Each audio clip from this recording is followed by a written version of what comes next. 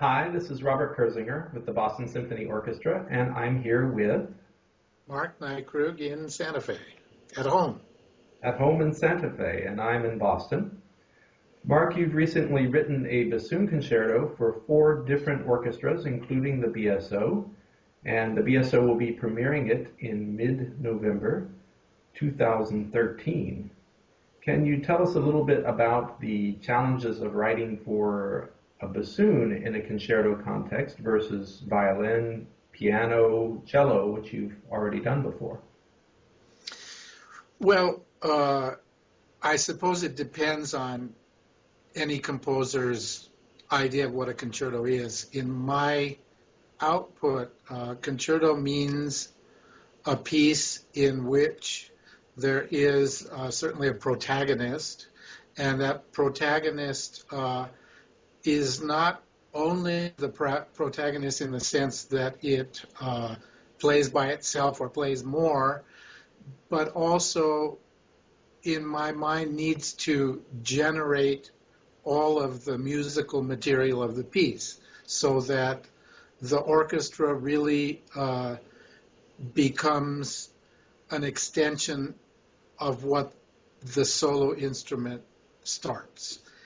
And in that sense, it's quite useful to have an extremely powerful instrument with a gigantic range, like a piano, which literally can play above anything in the orchestra or below anything, and also pretty much as loud as the orchestra.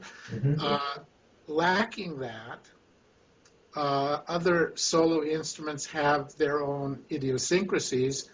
There are clearly many more violin concertos than there are cello concertos because of the problems of the cello as a solo instrument. When you get to something like a bassoon, the particular aspects of the bassoon which are problematic are its range, which is pretty much in the low area and does not really get too high, certainly nowhere near the top of the orchestra. And secondly, the power of the sound, which to me is more lyrical than aggressive. And so that makes for difficulties in having the material emanate from the bassoon because you need to make sure that the orchestra doesn't cover it, literally in the sense of keeping the notes that the orchestra plays away from where the bassoon is playing, but also the weight of those notes. Right. So if you have a horn or a trumpet playing the same note as the bassoon, the horn or trumpet will be the one that's heard. It's more than just the same note, Robert. As you know, we're talking about neighborhoods. Right. So if it's even, down the street, it needs to be at least a block away. Right. Okay. And so you don't arrive at this simply by maybe the Baroque model of the soloist and orchestra alternating, as, say, Bach does a lot of the time, but rather you find ways of blending the bassoon with the rest of the orchestra and making sure it's not trying to play above everybody else, but rather finding ways of getting the bassoon into the larger texture. Exactly, and there are ways. Your ear will follow certain things. So if the bassoon is playing, for instance, with very few instruments, but the music that the bassoon is playing catches your attention enough Right. that you start to follow it, as you add instruments, up to a certain point, you will still follow the bassoon line. And the trick is knowing exactly when that will cease to be and allowing that to be, allowing the orchestra to take over, the bassoon to drop out, and then come back in again without it seeming like a huge contrast. Right. At the very beginning of this piece, you have the orchestra playing a falling figure, just a brief two-note figure that gets developed a little bit, and then the bassoon, when it comes in, plays a very large leap going from bottom up, so a leap upward. Right. And that's the kind of contrast that you're talking about in the material, so that the bassoon stands out from the rest of the texture? Well, several things about that. One, yes, the sheer contrast of a small interval and a large one, which you immediately recognize. But also, I found particular aspects of the bassoon which are very idiosyncratic to the instrument, but also are very arresting in the musical expression. And one of those happened to be this ability to do these large leaps from bottom to top. It doesn't work the other way around. You cannot do them from top to bottom, but from down to up, they're quite easy for the bassoon to do, and yet at the same time, they have a very particular power to them. Another characteristic gesture of the bassoon you bring into the finale in the tremolos or shakes that you give the instrument. Is that another aspect of how you're using the bassoon for its very sonic personality? Exactly. When I first started working on the piece, or actually I would say even before I started working on it, I had a couple of very good bassoonists around, and I just asked them to do all sorts of different things so that I could hear what would happen. And one of the things that struck me immediately was this playing of shakes or tremolos, which is a rapid oscillation between two notes, not necessarily adjacent. Not adjacent. Adjacent would be a trill. Right. It's a larger interval. We call them tremolos or shakes. And something happens with the bassoon, which is unlike most of the other instruments, where when they do that particular thing, it's very loud. Both notes are very equal, and it somehow the instrument rings in a particular way, which was very exciting to me.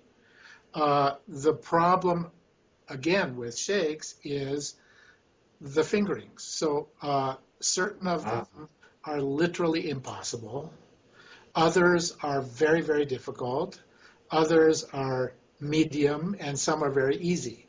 So I needed to study and to work with somebody to make sure of the ones that I picked being easily done, particularly one after another. Right, since they're using 8 fingers, basically, or 9 for the most part, I suppose. They don't want to be moving fingers that don't work in opposition to one another. Well, exactly. For instance, if the two notes of the shake involved moving your thumb back and forth, that would not be very fast. If Right. they involve moving one or two fingers only, they're very fast. Right. Huh. I think that's something that most people don't know about woodwind instruments in general, how complicated the fingerings can get for stuff like that. Right. And you know, one of the challenges in writing a concerto for an instrument like a bassoon is to learn as much as you possibly can about how it's played. People often ask composers, you know, how many instruments do you play? And usually the answer is one. But we need to know as much as Right. we can about every single one of them. And after this, I will write much better for bassoons in the orchestra. Right. Right. But you knew the basics Of of course. bassoons. You didn't necessarily require them to be the kind of virtuoso out front instrument Exactly. that you need in this concerto. That's exactly right. So I have obviously written for bassoons for decades, but in an orchestral context where once in a while they would need to do something, but not sustain an entire piece by themselves like this.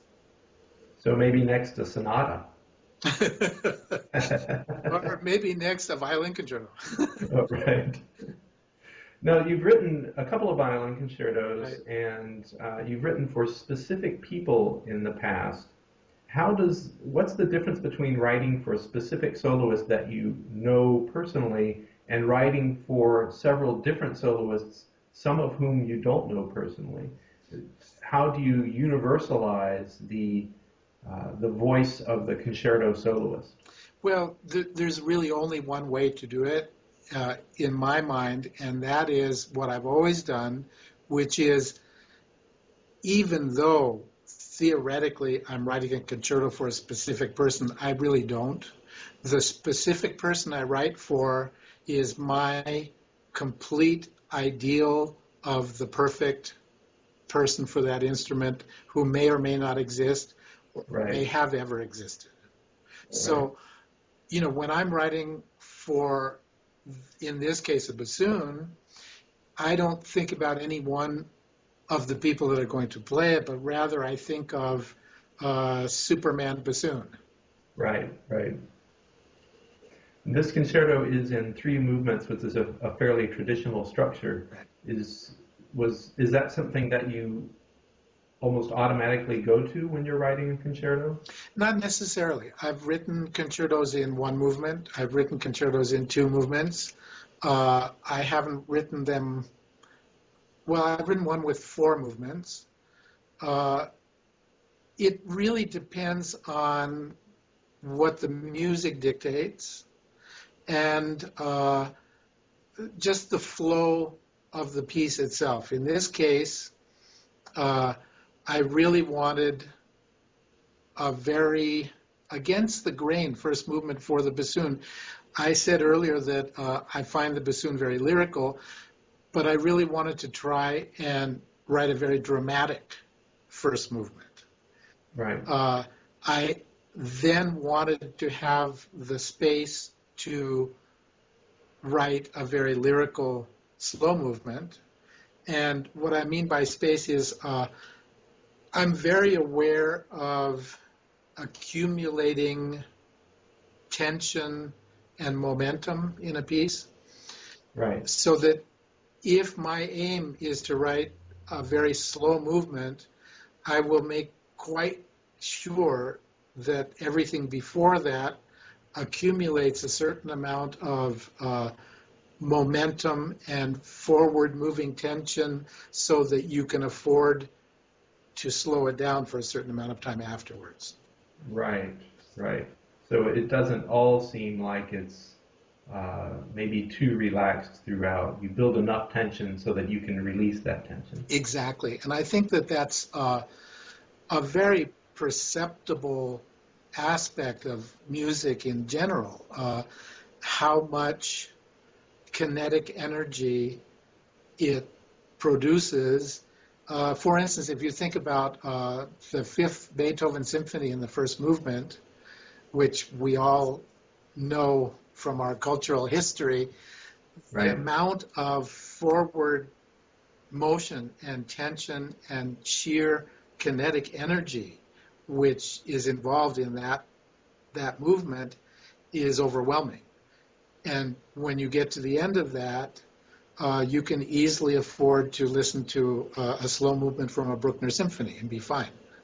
right, right. I think, let's see, this will be performed November 21st, 22nd, 23rd Correct? by the Boston Symphony Orchestra, Richard Svoboda, our principal bassoon in Symphony Hall. So we will see you there. You certainly will, and I will see you.